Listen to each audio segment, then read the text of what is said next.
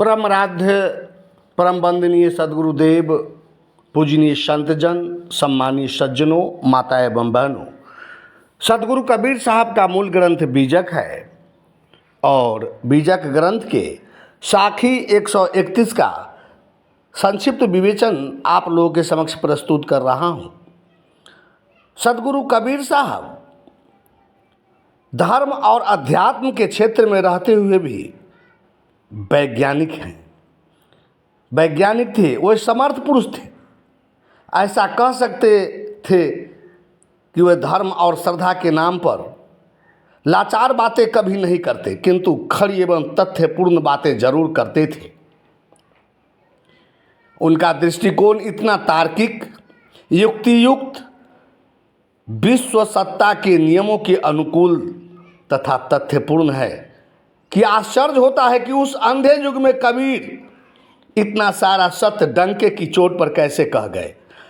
जिस देश तथा काल में धर्म तथा श्रद्धा के नाम पर सर्वत्र पोंगापंथीपन, कट्टरपन एवं हठ धर्मिता थी, उस देश और काल में सदगुरु कबीर साहेब खड़ा खड़ा बोल रहे हैं। सदगुरु कबीर साहब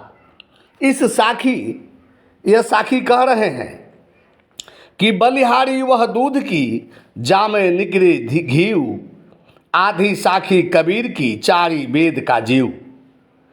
उस दूध की प्रशंसा की जाती है जिस दूध में घी की मात्रा अच्छी हो।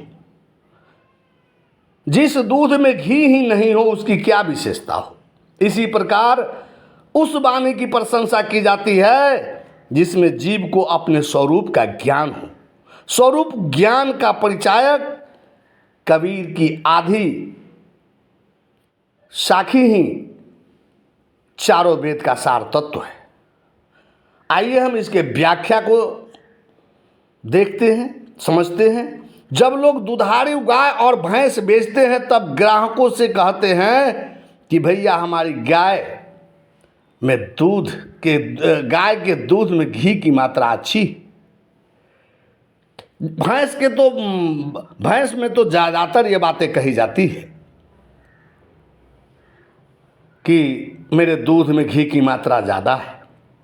दूध वही प्रशंसनीय है जिसमें घी की मात्रा अधिक हो। इसी प्रकार वाणी वही प्रशंसनीय है जिसमें जड़ चेतन, सार असार, कर्तव्य कर्तव्य, गुण दोष, बंधन मोक्ष आदि का तात्विक विवेचन हो।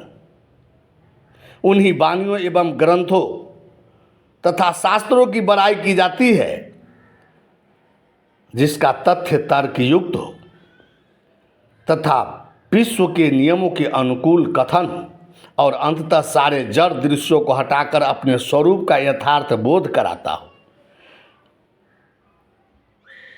सदगुरु कबीर साहब कह रहे हैं कि आधी साखी कबीर की चारी वेद का जीव। इसे कबीर की गर्भोक्ति मानी जा सकती है। अपनी आधी साखी को भी माने चारों वेदों का सार तत्व मानते हैं। इस तथ्य से पता चलता है कि सदगुरु कबीर साहब की वेदों के प्रति अपार श्रद्धा थी। वेदों को वह सत्य मानते थे और उनकी वाणियों में सचमुच ये तथ्य भरा हुआ है। दूध वही प्रशंसनीय है, पहली साखी में कहा गया है, जिसमें घी की मात्रा अधिक हो। तो सचमुच ही कबीर की वाणी रूपी दूध में घी ही घी है, सार ही सार है। सदगुरु कबीर साहब की वाणी सार गर्भित है, भावपूर्ण है, मनन और चिंतन के लायक है। इसलिए सदगुरु कबीर साहब कहते हैं कि आधी साखी कबीर की चारी वेद का जीव, किंतु चांद सूरज के समान वो सत्य, वो समर्थ पुरुष थे, ऐसा कह सकते थे।